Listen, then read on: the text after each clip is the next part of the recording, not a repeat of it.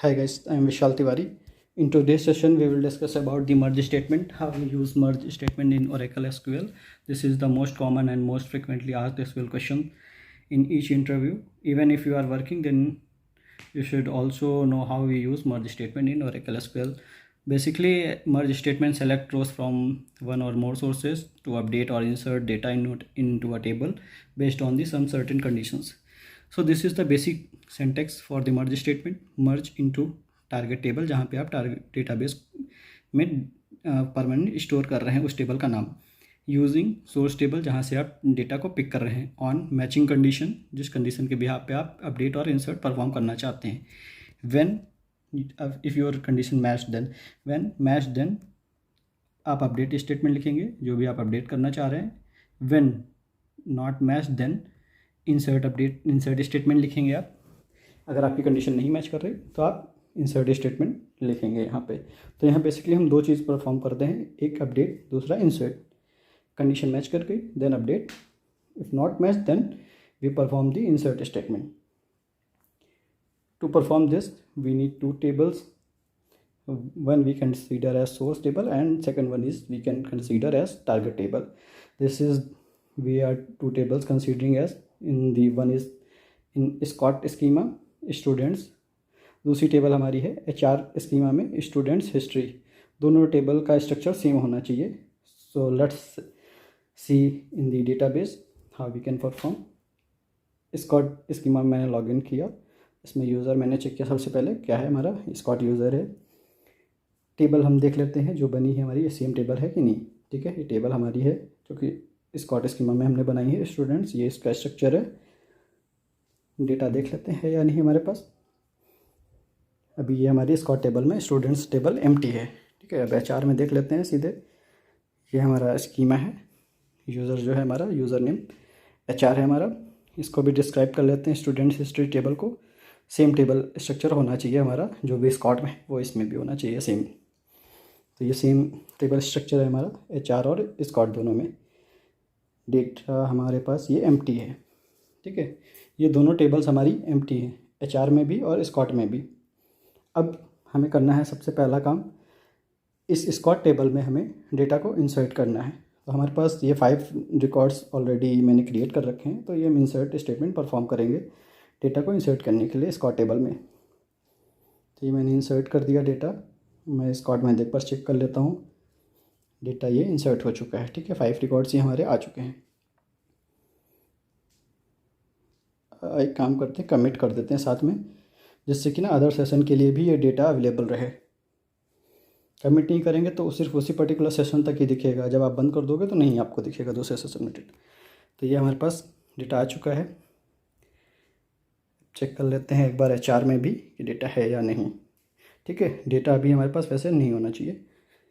तो ये हमारे पास एम्प्टी है टेबल. अब हमें मर्ज स्टेटमेंट परफॉर्म करनी है. तो यहाँ हम ये लिखेंगे merge keyword into HR dot students history, जिस टेबल में हम मर्ज कर रहे हैं with schema name.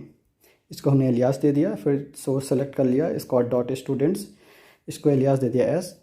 On matching condition जो हमने दे रहे हैं S dot student ID equals to T dot student ID. जब सोर्स और टारगेट की स्टूडेंट ID मैच कर जाएगी देन हम परफॉर्म करेंगे अपडेट स्टेटमेंट. तो हमने ये वैल्यूज़ अपडेट करने के लिए जा रहे हैं. यहाँ पे हमारा एक बार काम करते हैं, इंसर्ट डेट भी लिख लेते हैं. सिर्फ अपडेट डेट ही अभी हमारे पास है, तो इसको कॉलन करते हैं T dot insert date equals to DT equals to S dot insert ID insert date sorry. तो ना, लेकिन अब मैं चाह रहा हूँ जो मेरा स्कॉट में इंसर्ट डेट है वो ना आए. मैं यहाँ चाहता हूँ सिस डेट. जब भी मैं इंसर्ट करूँ HR में, जब भी मर्ज स्टेटमेंट रन हो तो उस टाइम की डेट उठाए, तो हम सिस डेट यूज़ करेंगे. इसको ना सिस डेट लिख लेते हैं. अब ये हमारा अपडेट स्टेटमेंट रेडी हो गया है. इफ़ टारगेट और स्टूडेंट और सोर्स टेबल का स्टूडेंट ID मैच करेगा देन ये अपडेट स्टेटमेंट रन होगा. ठीक है. व्हेन नॉट मैच, देन अगर ये कंडीशन आपकी मैच नहीं हुई ऑलरेडी, मान लो नया रिकॉर्ड है कोई, तब वो एक नई रो इंसर्ट कर देगा टेबल में. टारगेट टेबल में। देन ये सारे कॉलम्स हैं हमारे जिनको हम इंसर्ट कर रहे हैं। फिर ब्रैकेट के बाद वैल्यूज़, फिर ब्रैकेट के अंदर आप लिखेंगे सारे वैल्यूज़ कहाँ से आप ला रहे हैं। तो हमने यहाँ सोर्स टेबल जो हमने एलियास दिया था एस, तो उसको हमने लिख लिया एस डॉट स्टूडेंट ID, ऐसे करके सारे कॉलम नेम लिख लेंगे।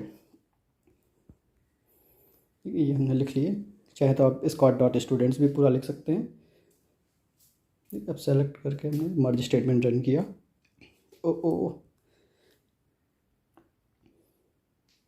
ऊपर चलते हैं, क्या मिस हुआ है, ये हाँ कॉमा मिस हुआ है, तो हम से स्टेट के बाद कॉमा लगा लेते हैं यहाँ पे।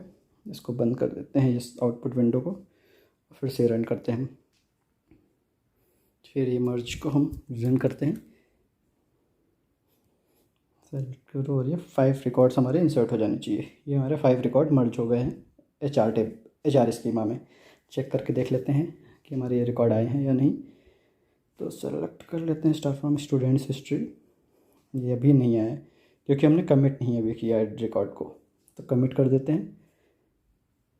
जैसे हमने ये कमिट परफॉर्म किया, अब चेक करते हैं। अब ये हमारे पास डेटा आ चुका है इसमें, ठीक है। ये सेम डेटा है हमारे पास जो भी हमारा इनपुट टेबल में है, स्कॉट डॉट स्टूडेंट्स टेबल में जो भी डेटा है सारा हमारा HR डॉट स्टूडेंट्स हिस्ट्री में आ चुका है, ठीक है। आप एक बार मैच भी कर सकते हो। ये तो हमारा रहा इंसर्ट स्टेटमेंट के लिए ऑलरेडी की रिकॉर्ड नए हमारे आप आ रहे हैं। मान लो कोई हमारे पास ऑलरेडी एग्जिस्टिंग रिकॉर्ड है, उस पर कोई अपडेट आ रहा है, तो उसको कैसे करेंगे। तो उसके लिए हम एक बार देख लेते हैं। तो सबसे पहले ना ट्रंकेट कर देते हैं हम अपनी इनपुट टेबल को, जो स्कॉट डॉट स्टूडेंट्स टेबल है उसको हमने ट्रंकेट कर दिया। डेटा हमारे पास एम्प्टी हो चुका है अब यहाँ पे, ठीक है। अब हम ये रिकॉर्ड इंसर्ट कर रहे हैं, इसका हम एड्रेस चेंज कर रहे हैं XXX-XXX। HR में देख लेते हैं, ये हमारे पास ये इस स्टूडेंट ID पे हम अपडेट कर रहे हैं, ये XXX-XX यहाँ पे। तो हम इसको XXX करना चाह रहे हैं जहाँ पे स्टूडेंट ID 1 है, ठीक है। तो हम ये इंसर्ट करते हैं, कहाँ गया ये, तो मर्ज है ऊपर बगल में था, ये हम इंसर्ट कर देते हैं रिकॉर्ड को स्कॉट टेबल में, ठीक है। ये कमिट कर देते हैं इस रिकॉर्ड को साथ में कि दूसरे सेशन के लिए भी अवेलेबल रहे रिकॉर्ड, ठीक है। ये हमने कर दिया कमिट। अब स्कॉट में चेक कर लेते हैं, ये हमारे पास आ चुका है डेटा स्कॉट टेबल में, ठीक है। ये हमारी ID है, ये इसका एड्रेस है, अपडेट हो रहा है। अब हम इसको चेक कर लेते हैं, एक बार मैच कर लेते हैं HR में भी क्या है। ये यहाँ XXX-XX है, वहाँ पे हम XXX-XXX अपडेट कर रहे हैं, ठीक है। अब मर्ज परफॉर्म करके देखते हैं कि डेटा अपडेट हो रहा है या नहीं। तो बेसिकली कोशिश करना सेलेक्ट करके आप मर्ज स्टेटमेंट रन करो, कोई भी अपडेट चला ना सेलेक्ट करके। तो यहाँ हमने मर्ज किया एक रिकॉर्ड, कमिट कर दे रहे हैं। अब चेक करते हैं HR में कि रिकॉर्ड अपडेट हुआ या नहीं, ठीक है। इसको रन करते हैं, ये हमारा आ चुका है, देखो अपडेट हो करके, ठीक है। 1 वाली ID के लिए XXX-XXX हो गया है, बाकी सब के लिए XX है लास्ट में, ठीक है। ऐसे आप मर्ज स्टेटमेंट को परफॉर्म कर सकते हैं। Thank you guys.